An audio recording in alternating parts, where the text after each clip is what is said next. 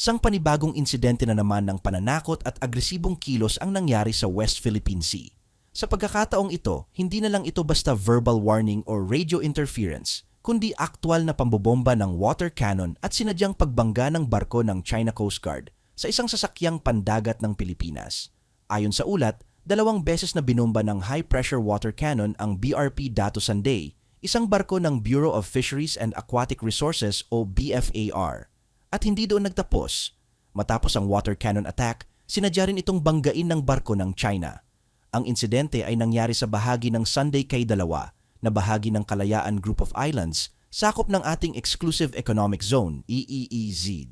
Ang naturang aksyon ay nagdulot ng malubhang pinsala sa barko, partikular sa latter sport bow at smokestack ayon sa opisyal na ulat. Pero ang mas nakababahala, naglagay ito sa panganib sa mga sibilyang sakay ng BRP Datu Sanday. Ang mga taong ito ay hindi mga sundalo, kundi mga ordinaryong empleyado ng gobyerno, mga tagapagtanggol ng kabuhayan sa dagat, at sa ilang kaso, mga mangingisdang Pilipino.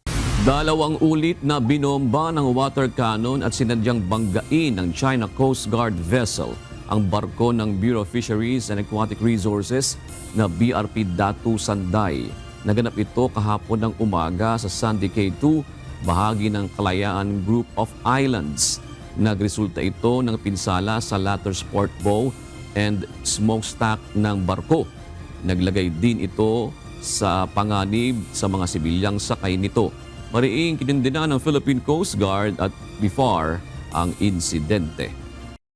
Nakuhanan ng video ang buong pangyayari ng Philippine Coast Guard na siyang kaakibat ng BFAR sa misyon sa naturang lugar. Sa footage, makikitang hindi lamang bastos at agresibo ang naging kilos ng Chinese vessel, kundi isang malinaw na paglapastangan sa soberanya ng Pilipinas. Hindi ito unang beses na nangyari at lalong hindi ito ang huling pagtatangka ng China para iparamdam sa Pilipinas kung sino raw ang may kontrol sa lugar.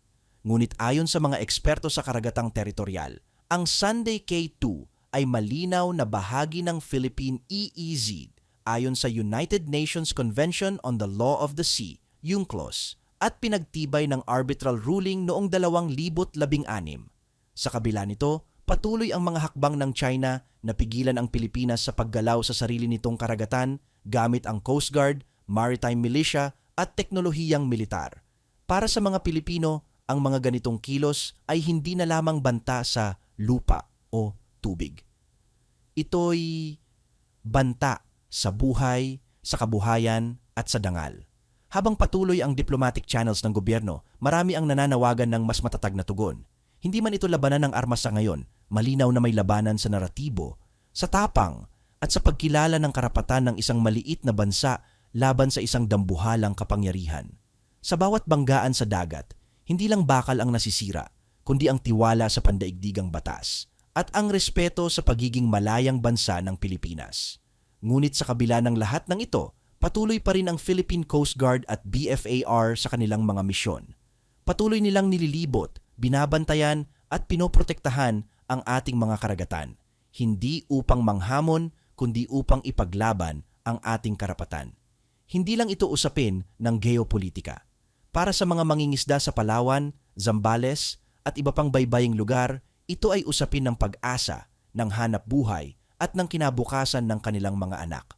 At habang tuloy ang pag-ikot ng BRP Datu Sanday at iba pang barko ng Pilipinas sa WPS, dala nila ang mensaheng hindi matatawaran.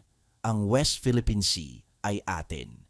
At kahit ilang water cannon pa ang bumangga, hindi kami uurong.